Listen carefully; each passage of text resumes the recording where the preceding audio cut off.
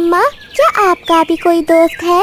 हाँ बेटा, इस जंगल के सभी पक्षी मेरे दोस्त हैं। सब बहुत अच्छे दोस्त हैं मेरे, जैसे कौवा, कौवी, तोता और कबूतर। वो सब मेरे बचपन के दोस्त हैं। एक दिन गुड्डू और गुड़िया पेड़ पर बैठे हुए थे कि वहाँ गोरी कौवी आ जाती है। बच्चों, क्या तुम चिड़िया के बच्चे हो? हाँ आंटी, हम चिड़िया के ही बच्चे हैं। तुम्हारी माँ बहुत दयालु है। एक बार तेज बारिश में मेरी मदद की थी। मैं आपकी मम्मा का ये एहसान हमेशा याद रखूंगी। अगर जिंदगी में कभी भी मेरी जरूरत हो तो मेरा घर बेरी के पेड़ पर है। ऐसे ही एक दिन बच्चे फूलों के बागीचे में बैठे हुए थे कि वहाँ बुलबुल फूलों का रस निकाल रही थी। तुम दोनों चिड़िया के बच्चे ही हो ना? जी आंटी बुलबुल, हम चिड़िया के ही बच्चे हैं। एक दिन मैं बहुत बीमार हो गई थी। तुम्हारी मम्मा ने मेरी मदद की थी। मुझे 3 दिन तक आपकी मम्मा ने अपने घर में रखा था और जब मैं स्वस्थ हो गई तो मुझे मेरे घर तक छोड़ कर गई तुम्हारी मम्मा। आपकी मम्मा बहुत अच्छी है। अपनी मम्मा की बातें सुनकर बच्चे बहुत खुश होते हैं। रात को बच्चे जब अपनी मम्मा के साथ लेटे हुए थे तो गुड़िया अपनी मम्मा से कहती है, मम्मा, आज हमें गोरी आंटी मिली थी। उन्होंने हमें बताया कि आपने तेज बारिश में उनकी मदद की थी। हाँ बेटा, उनका घर टूट गया था। मैंने उन्हें अपने घर में भी रखा था और भोजन भी दिया था। और मम्मा, जो बुलबुल आंटी बीमार हुई थी वो पता है आपको? हाँ, मुझे याद है। मैंने 3 दिन तक खिचड़ी बनाकर खिलाई थी बुलबुल को। समय गुजरता गया और एक शाम मम्मा चिड़िया को तेज बुखार हो जाता है। जंगल में तेज हवा के साथ बारिश भी शुरू थी। बच्चों, ये तो बहुत मुश्किल हो गई। मैंने तो आज दानों से आटा पिसवाने जाना था। अब तो इतनी तेज बारिश है और मुझे बुखार भी। मैं ये सब कैसे करूँगी? मम्मा, हमने एक एक रोटी खा ली थी और सुबह तक बारिश भी रुक जाएगी और आप भी ठीक हो जाएंगी। ये सब सुबह कर लेंगे। सारी रात बारिश जोरों से होती है। सुबह के बाद दोपहर से पहले बारिश रुकती है। बच्चे भूखे थे और घर में आटा भी नहीं था। मम्मा चिड़िया को बहुत तेज बुखार था और वो अपने घोंसले में लेटी हुई थी। मम्मा, भूख लगी है। बेटा, घर में आटा नहीं है और मुझे भी बुखार है। आप ऐसा करें, कबूतर के घर जाएं और उनसे थोड़ा सा आटा ले आएं। मैं आपको रोटी बना दूंगी। अपनी मम्मा की बात सुनकर दोनों बच्चे खाली बर्तन लेकर कबूतर के घर जाते हैं। अंकल, मम्मा ने भेजा है। घर में आटा नहीं है और मम्मा भी बीमार है। आप हमें थोड़ा सा आटा दे दें। बच्चों, मेरे पास तो थोड़ा सा आटा है। कल का दिन भी मुश्किल से गुजरेगा। अगर ज्यादा होता तो मैं तुम्हें थोड़ा दे देता। मम्मा तो कहती है हमेशा दूसरों की मदद करो। मम्मा ने आपकी भी तो कभी मदद की होगी। मगर कबूतर दरवाजा बंद करके घर में चला जाता है। दोनों बच्चे खाली बर्तन लेकर घर चले जाते हैं। मम्मा, अगर आटा थोड़ा था तो कबूतर अंकल हमें थोड़ा आटा दे देते, मगर उन्होंने तो हमें मना कर दिया। हाँ बच्चों, बात तो आपकी ठीक है। आप ऐसा करो, गोरी आंटी के घर जाओ और उनसे कहो कि मम्मा ने भेजा है। फिर दोनों बच्चे अपनी मम्मा की बात मानते हुए गोरी के घर जाते हैं। गोरी कौवी आलू वाले चावल बना रही थी। चावल की खुशबू बच्चों को बहुत ललचा रही थी।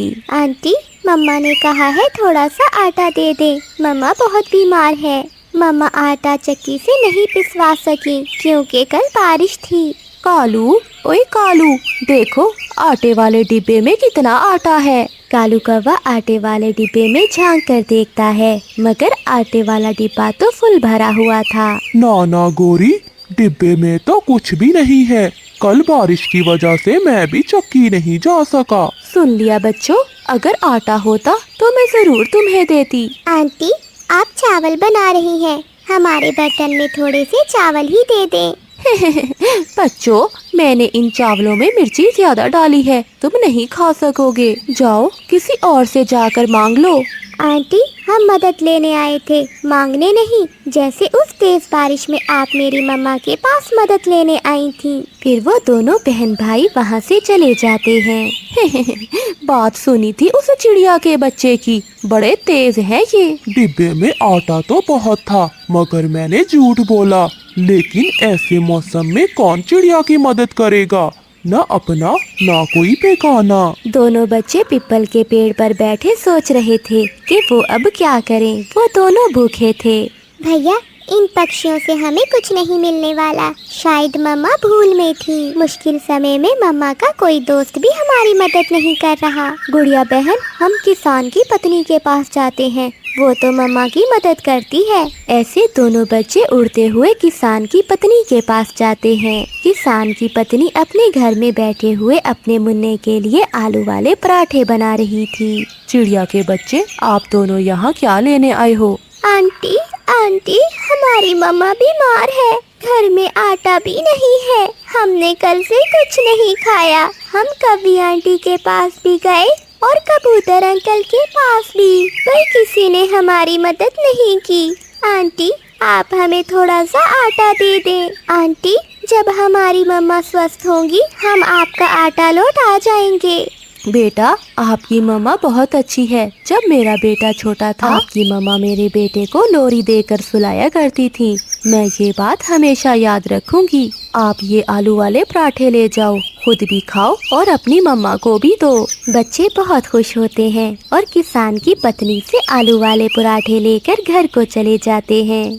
देखा देखा, मैं ना कहती थी कि गोरी जरूर मदद करेगी। आटा लेने गए थे आप, मगर गोरी ने आलू वाले पराठे बना दिए। बच्चे चुप रहते हैं। सब मिलकर आलू वाले पराठे खाते हैं। 2 दिन बाद चिड़िया जब स्वस्थ हो जाती है तो गुड़िया अपनी मम्मा से कहती है, मम्मा, उस दिन आलू वाले पराठे हम किसान की पत्नी से लेकर आए थे। गोरी आंटी ने ना हमें आटा दिया और ना चावल, बल्कि वो दोनों कौवे घर में बैठे हम पर हंस रहे थे।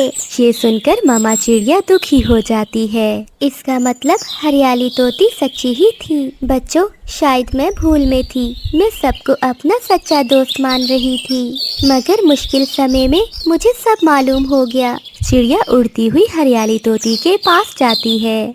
हरियाली, मैं गलत थी और आप ठीक। अच्छे और बुरे दोस्तों का पता मुश्किल में ही लगता है।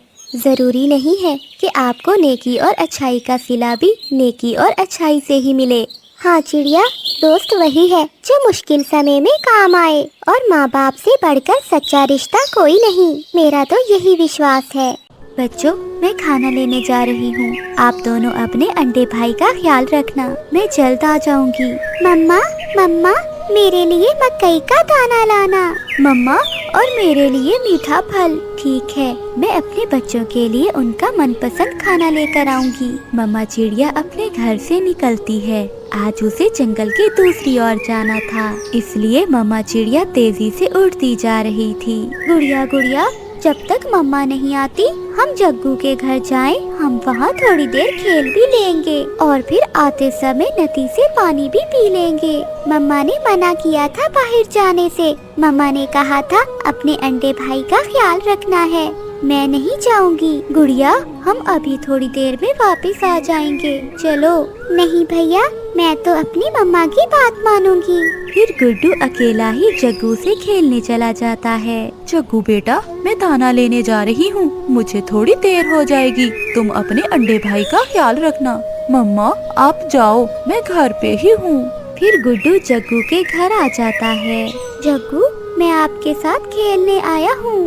हम अपनी बॉल से खेलते हैं। फिर वो दोनों अपनी बॉल से खेलने लगते हैं। जग्गू गुड्डू की ओर बॉल फेंकता और गुड्डू जग्गू के ओर। फिर जग्गू सीधी बॉल फेंकता है जो सीधा जाकर अंडे पर लगती है और अंडा टूट जाता है। गुड्डू गुड्डू, ये तुमने क्या किया? तुमने हमारा अंडा तोड़ दिया है। नहीं जग्गू, तुम झूठ ना बोलो। ये अंडा तुमने तोड़ा है और बॉल तुमने ही फेंकी थी। मैं बताऊंगा, मैं अपनी मम्मा को सब बताऊंगा। तुमने ही अंडा तोड़ा है हमारा।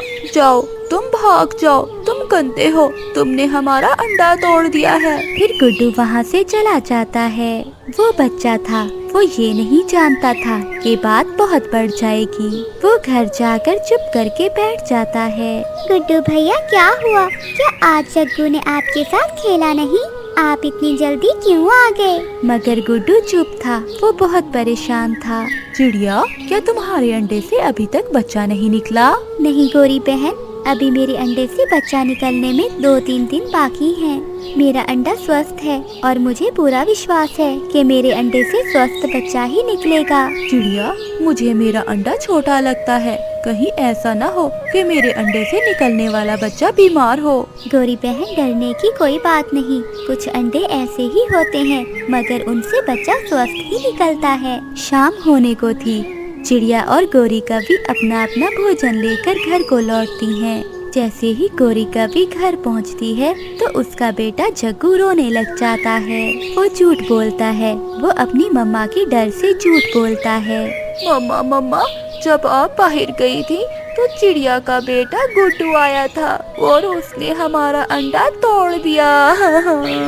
ये सुनकर गौरी तो गुस्से से आग बबूला हो जाती है।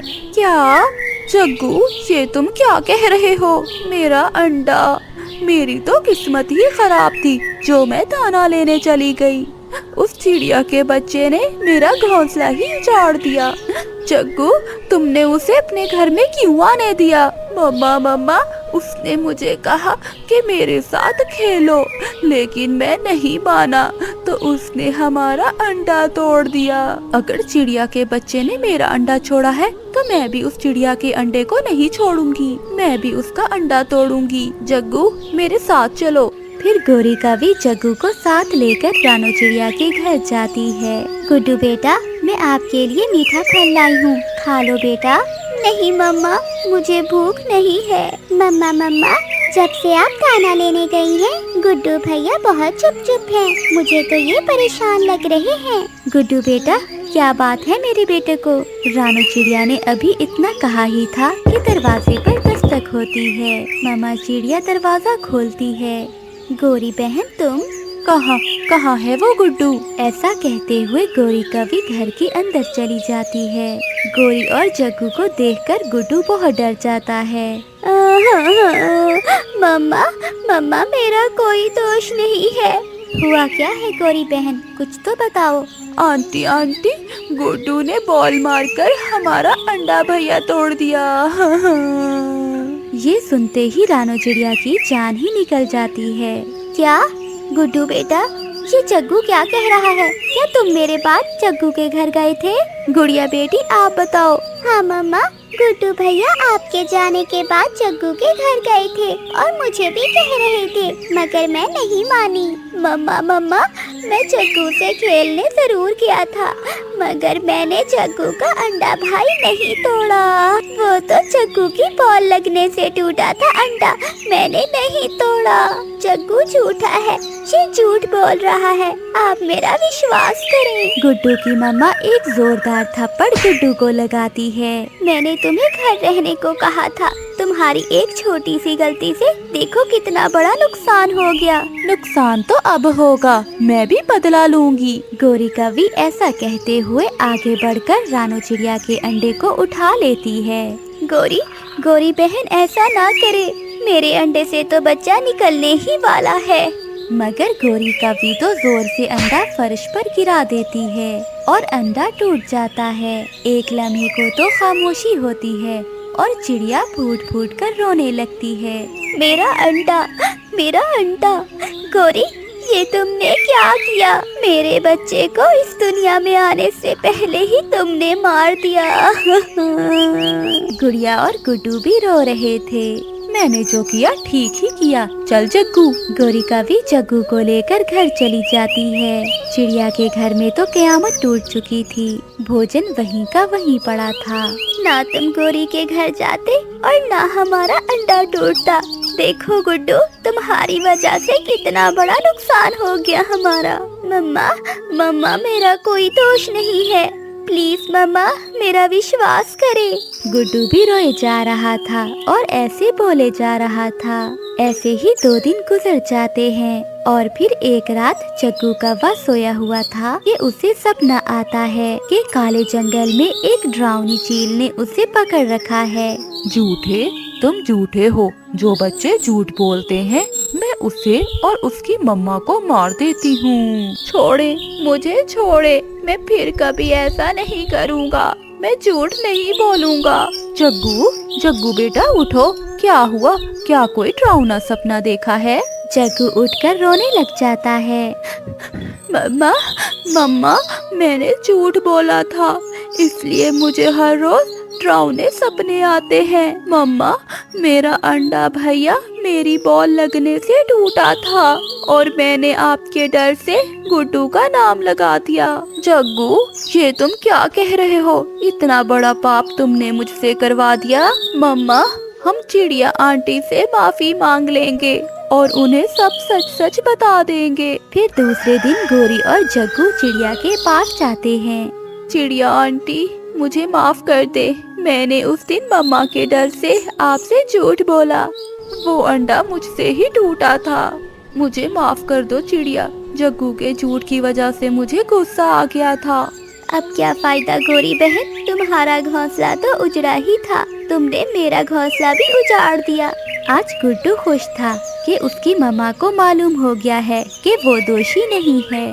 सॉरी गुड्डू बेटा, मैंने आपको मारा। जग्गू भाई, अगर कोई गलती हो जाए तो अपनी मम्मा से सॉरी कर लेनी चाहिए। प्यारे दोस्तों, इस कहानी को लाइक, चैनल को सब्सक्राइब और अपने दोस्तों के साथ शेयर करना मत भूलना। आपका धन्यवाद। सर्दियों का मौसम आ चुका था। सर्दी के मौसम में सभी पक्षी अपने अपने घरों में महफूज बैठे थे। ऐसे मौसम में जहां कोई पक्षी अपने घर से बाहर नहीं निकल रहा था, उस मौसम में रानो चिड़िया अंडे बेच रही थी। उबले हुए अंडे लेने हैं तो ले लें, उबले हुए अंडे। दूर से रानो चिड़िया को तोती देख लेती है और तोती रानो को इशारा करके बुलाती है। रानो चिड़िया फौरन से तोती के पास आ जाती है।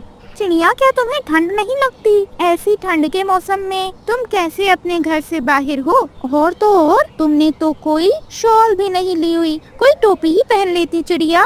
तोती बहन, आपको तो पता है कि मेरे 2 बच्चे हैं और तो और मेरे पति भी इस दुनिया में नहीं हैं। इसी कारण मुझे काम करना पड़ेगा और मेरे पास ओढ़ने के लिए कोई भी शॉल वगैरह नहीं थी। आप अंडे खरीदेंगी? हाँ हाँ चिड़िया, 3 अंडे दे दो। बस फिर क्या था, फिर रानो तोती को 3 अंडे देती है और आगे उड़ने लगी। वह इधर उधर देख रही थी कि शायद कोई और पक्षी भी उससे अंडे खरीद ले। अंडे ले लो अंडे, उबले हुए अंडे, स्वादिष्ट अंडे, ठंड के मौसम में अंडे खाएं। मगर अब कोई पक्षी भी उससे अंडे नहीं खरीदता। ऐसे निराश होकर रानो अपने घर आ गई। घर आते ही गुड़िया फौरन से अपनी माँ से कहने लगी, मम्मा मम्मा, क्या सारे अंडे बिक गए? हाँ हाँ गुड़िया, सारे ही बिके होंगे। आज तो माँ सिर्फ और सिर्फ 5 अंडे ही लेकर गई थी। नहीं मेरे बच्चों, सारे अंडे तो नहीं बिके, परंतु 3 अंडे बिक गए हैं। इसी तरह कुछ और दिन भी बीत गए। रानो रोज शाम होते ही अंडे बेचने के लिए निकल पड़ती। जंगल में बर्फबारी भी होती थी, इसलिए अब बेचारी रानो को बुखार हो गया। उसकी तबीयत खराब थी। वह आज अंडे बेचकर घर आई तो फौरन से घोंसले में लेट गई। गुड़िया अपनी माँ के लिए पानी लाती है। माँ, पानी पिए, लगता है आप आज बहुत थक गई हैं। बेटा गुड़िया, मेरी तबीयत ठीक नहीं है, मैं बहुत थक गई हूँ, शायद इसीलिए। आप आराम करो, मैं भी सोने लगी हूँ। कल फिर अंडे बेचने जाना है। अगले दिन तो रानो से उठा न जा रहा था, उसे इतना तेज बुखार था। अब रानो परेशान थी कि वह करे तो क्या करे। अगर वह अंडे बेचने ना जाती तो अपने बच्चों का पेट कैसे भरती, उन्हें खाने को क्या देती। बस फिर क्या था, फिर रानो की छोटी बेटी जिसका नाम गुड़िया था, वह अपनी मम्मा से कहती है, माँ, आज आपकी जगह मैं अंडे बेचने चली जाऊँ क्या? नहीं बेटा, ऐसा ना बोलो, मैं नहीं चाहती कि तुम मेरी तरह अंडे बेचो। परंतु गुड़िया ने अपनी माँ की बात नहीं मानी, क्योंकि गुड़िया को पैसों की जरूरत थी ताकि वह अपनी माँ की दवा भी ले सके।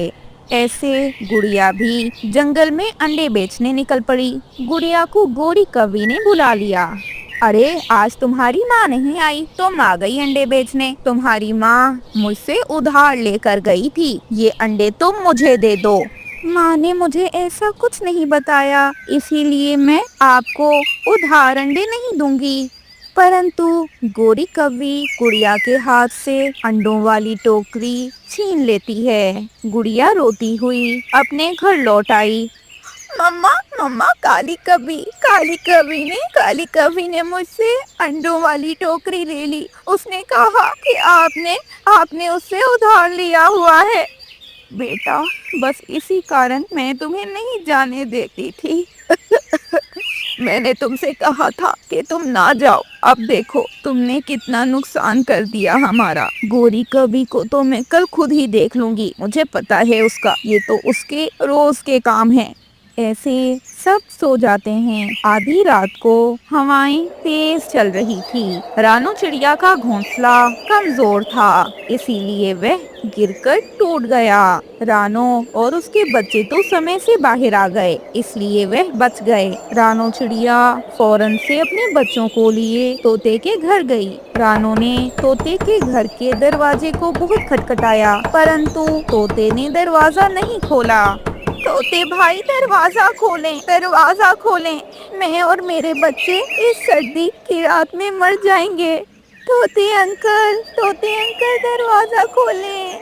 तोता उठ तो गया, परंतु दरवाजा उसने नहीं खोला, क्योंकि तोते को पता था कि अगर उसने रानू को आने दिया तो रानू आज की रात तोते के घर पर रहेगी। फिर रानू कालू कौवे के घर जाती है। रानू ने कालू के घर पर भी दस्तक दी। गोरी उठ गई।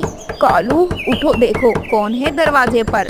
ये इतनी देर से चिड़िया ही है। तुम ऐसा करो कि इसको भगा दो यहाँ से। हम इस समय इसे कैसे अपने घर में रख लें? ऐसा ना हो हमारे घर से ये गरीब चिड़िया चोरी कर ले।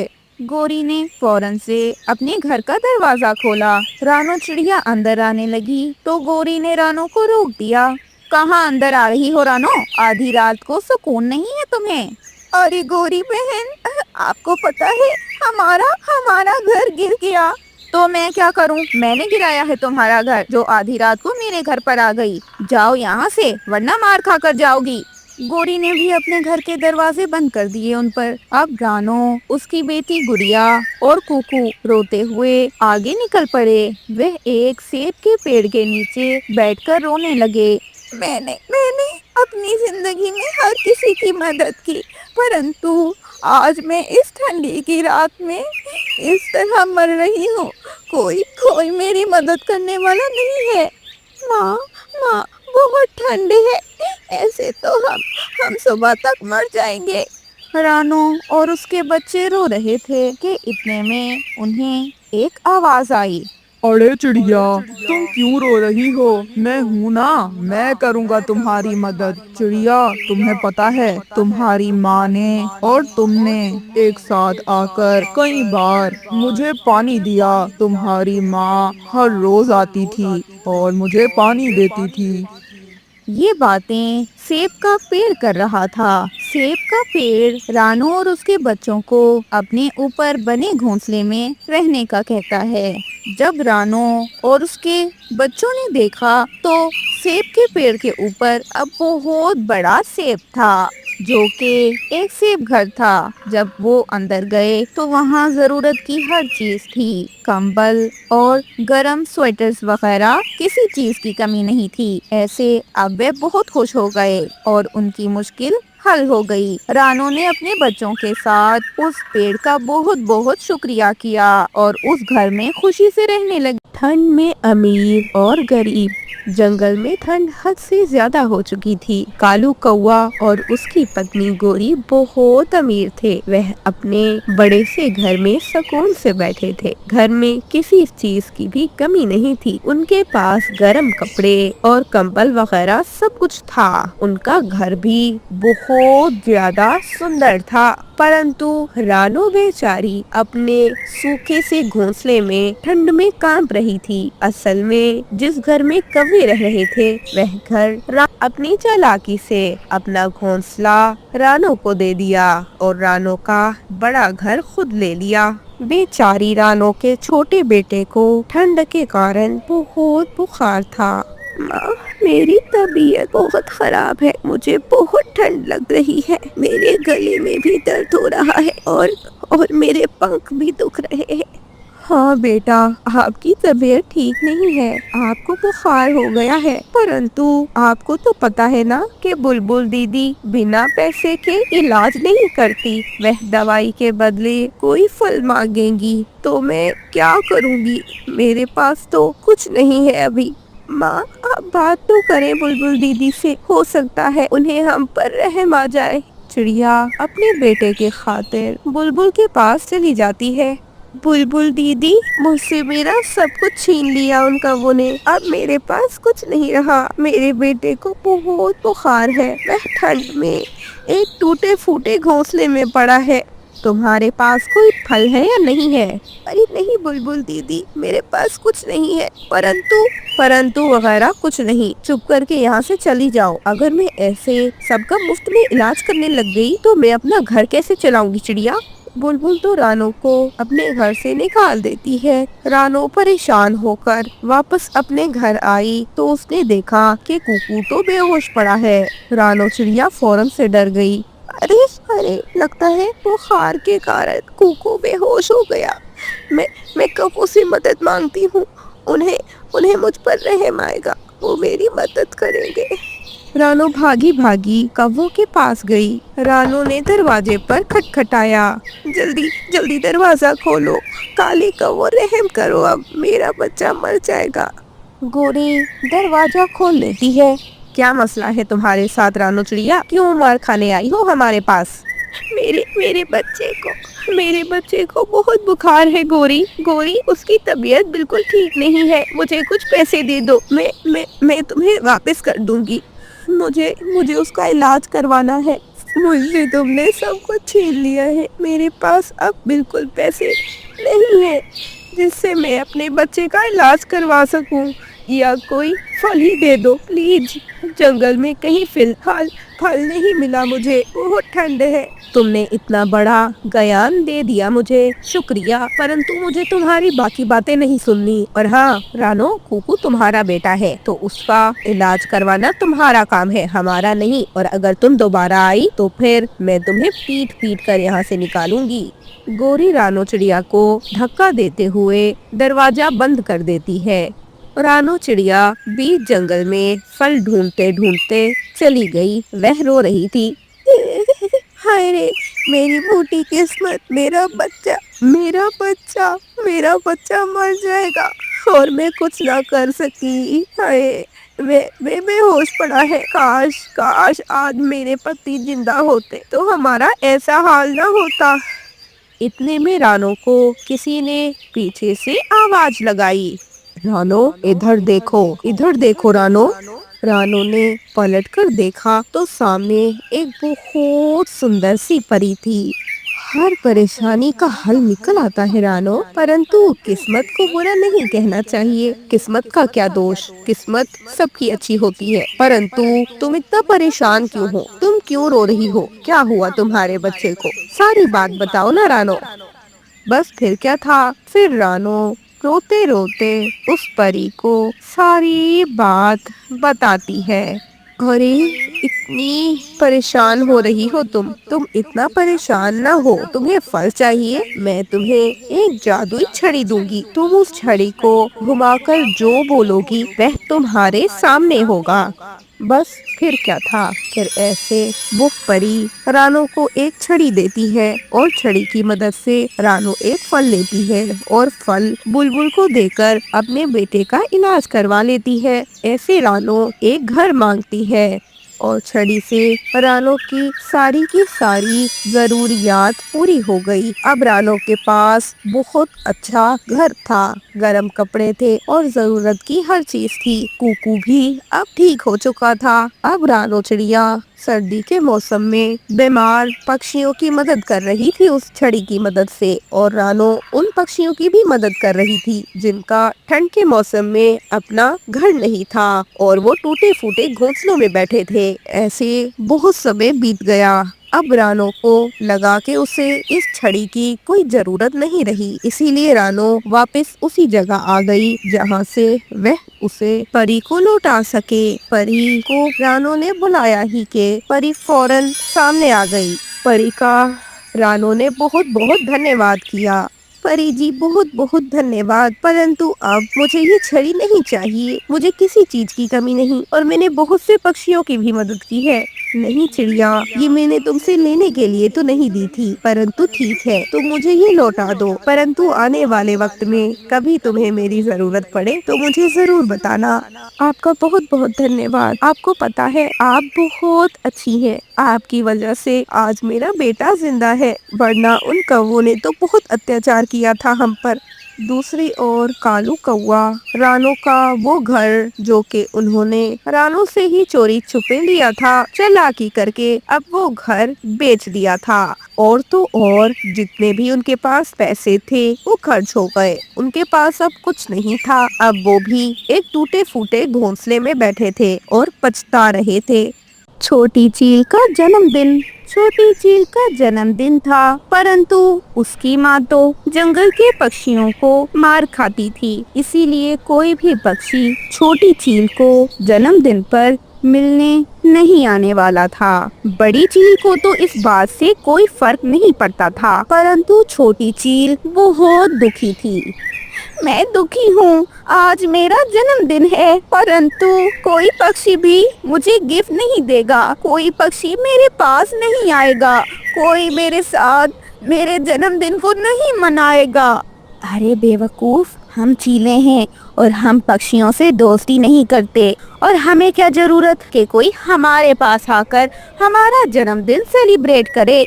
हम तो इन छोटे पक्षियों को खा लेते हैं और इन्हें खाकर ही हमारा जन्मदिन मनाया जाता है। परंतु मैं चाहता हूँ कि कोई तो आए मेरे जन्मदिन पर।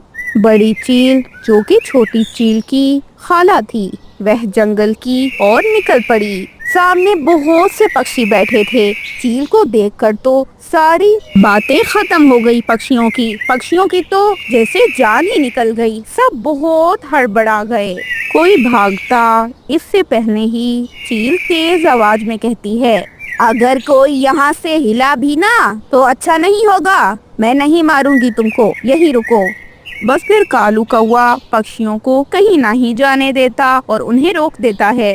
रुको रुको पक्षियों, सुन लो, ये चील क्या कह रही है। अगर हम भागे तो ये हमें जिंदा नहीं छोड़ेगी। हो सकता है कि ये चील सुधर चुकी हो।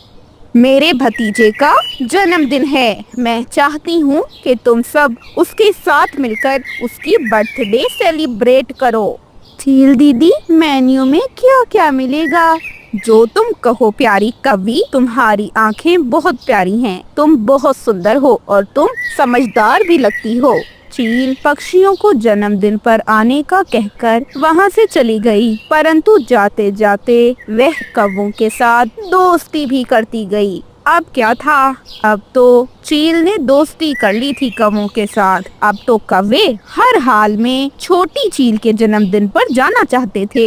अब कौवे बाकी पक्षियों से भी कह रहे थे कि वह भी चील के जन्मदिन पर जाएं, ताकि चीलें खुश हों कौवों से। मैं नहीं जाऊंगी, और अगर किसी और को जाना है तो चला जाए, परंतु मैं तो किसी हाल में नहीं जाऊंगी। मुझे कोई भरोसा नहीं है इन जालिम चीलों का, ये बुरी हैं, ये अच्छी नहीं हो सकती हमारे लिए। छोटी चिड़िया, तुम छोटी हो और तुम्हारी सोच भी सच में छोटी ही है। तुम चुप करके बैठो, सब पक्षी जा रहे हैं। चिड़िया, तुम भी जा रही हो। मैं नहीं जा रही हूँ, तुमने जाना है तो जाओ, तुम्हारी मर्जी, परंतु याद रखना गोरी, फितरत नहीं बदलती। ये चीलें हमें अपनी बातों में ला रही हैं, ये चीलें हमें मार खाएंगी।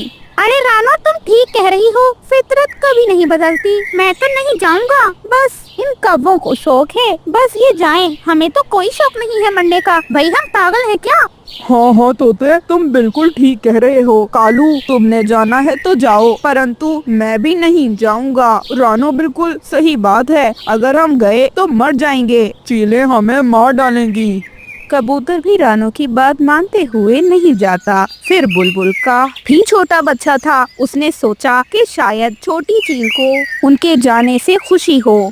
मुझे लगता है ये चीलें सुधर चुकी हैं। मैं तो जाऊंगी भाई। वैसे भी बेचारा छोटा चील, कोई छोटा बच्चा उसके साथ खेलता भी नहीं है, वह दुखी होता होगा ना। मैं उसके लिए एक प्यारा सा गिफ्ट भी ले जाऊंगी। और अगर ये चील बुरी होती तो हम सामने थे, ये हम में से बहुत से पक्षियों को पकड़ना चाहती तो पकड़ सकती थी, परंतु इसने ऐसा नहीं किया। हमें बिना वजह किसी पर भी शक नहीं करना चाहिए। रानो, तुम वहम करती हो और वहम भी बुरा होता है। वहम का इलाज नहीं होता। अब तुम अपनी बेवकूफी छोड़ दो और चलो ना। रानो नहीं मानती और तोता और कबूतर भी नहीं मानते, पर बेचारी बुलबुल कौवों के साथ गिफ्ट लिए छोटी चील के पास पहुंच गई। वह गिफ्ट लेकर पहुंचे ही थे कि इतने में अचानक बड़ी चील ने कालू और गोरी को दबोच लिया।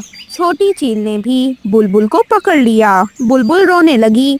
मैंने तुम्हारा अच्छा सोचा। मैंने सोचा कि छोटी चील खुश होगी, उसके साथ कोई नहीं खेलता, वो अकेली होती है, परंतु तुम तो मुझे मार रही हो। ये गलत है, तुम्हें ऐसा नहीं करना चाहिए। तुम्हें जरा एहसास नहीं, मेरा छोटा बच्चा भी है। बस अब क्या था, छोटी चील तो आज बहुत खुश हो गई। आज तो बड़ा मजा आएगा मुझे गिफ्ट भी मिल गए और खाने को मांस भी। सच में खाला जान, आप बिल्कुल ठीक कहती हैं। हम चीले हैं, हमारी तो बात ही अलग है।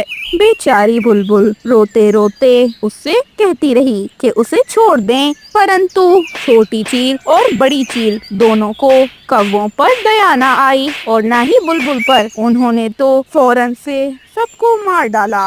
बाकी पक्षियों तक भी ये खबर पहुंच गई कि बुलबुल, कालू और गोरी इस दुनिया में नहीं रहे, उन्हें चील खा गई है। सब पक्षी रानो का धन्यवाद करते हैं, क्योंकि रानो ने ही सबको समझाया और रानो की वजह से ही पक्षी उस चील की बातों में नहीं आए। छोटी बुलबुल को तो रानो अपने साथ अपने घर ले आई और उसे माँ की तरह प्यार से अपने घर में रखा और उसका अपने बच्चों की तरह ही ख्याल रखा।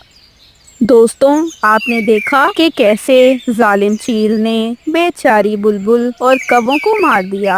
अगर आपको पता है कि कोई ठीक नहीं, कोई बुरा है, तो उससे दूर रहें, क्योंकि अगर आप उससे दूर नहीं हुए तो आप खुद को नुकसान पहुंचा सकते हैं। स्वादिष्ट गाजर का हलवा। रोज शाम होते ही रानो चिड़िया जंगल में मूंगफली बेचने निकल जाती। रानो जंगल में तेज तेज आवाज लगाती, आओ आओ मूंगफली लेकर जाओ, मूंगफली लेकर जाओ, गरम गरम मूंगफली, स्वादिष्ट मूंगफली।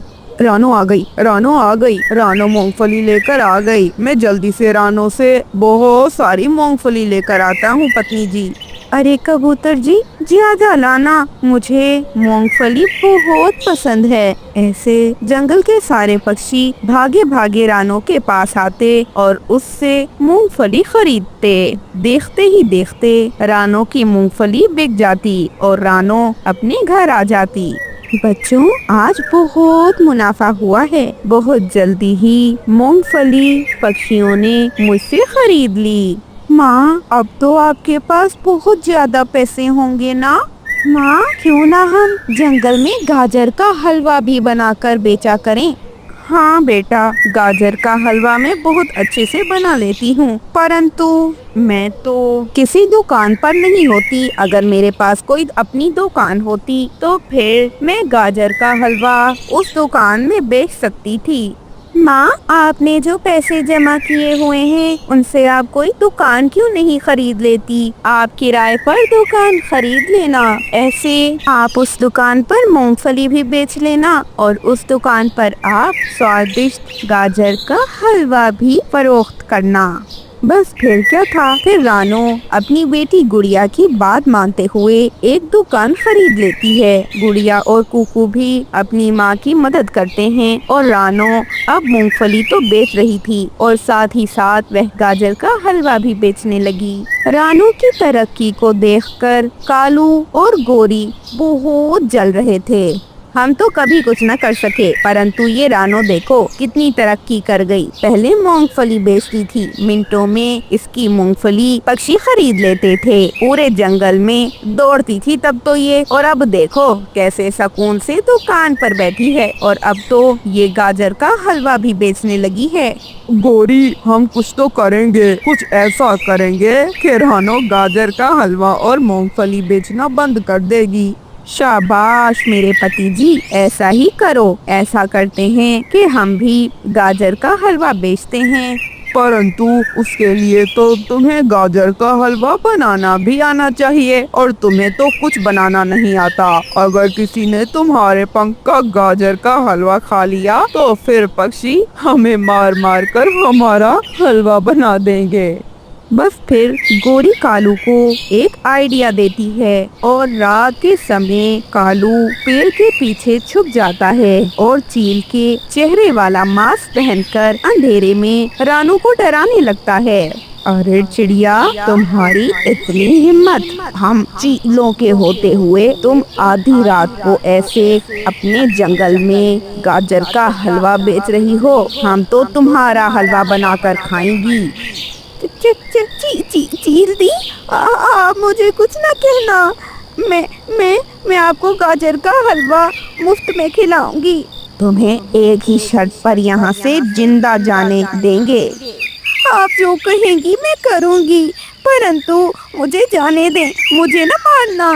हाँ, अब ठीक बोल रही है। अब इसे ये दुकान छोड़ने का कहता हूँ।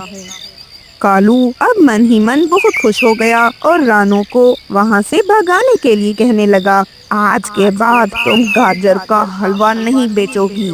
बस ऐसे चील बना हुआ कौवा रानो को डरा डरा कर वहाँ से भगा देता है। अगले दिन तो रानो बहुत डरी हुई थी। वह तो अपने घर से भी बाहर नहीं जाना चाहती थी। फिर रानो अपने घर से बाहर निकली। रानो के घर के पास ही कौवों का घर था। कौवों के घर से तेज तेज हंसने की आवाज आ रही थी।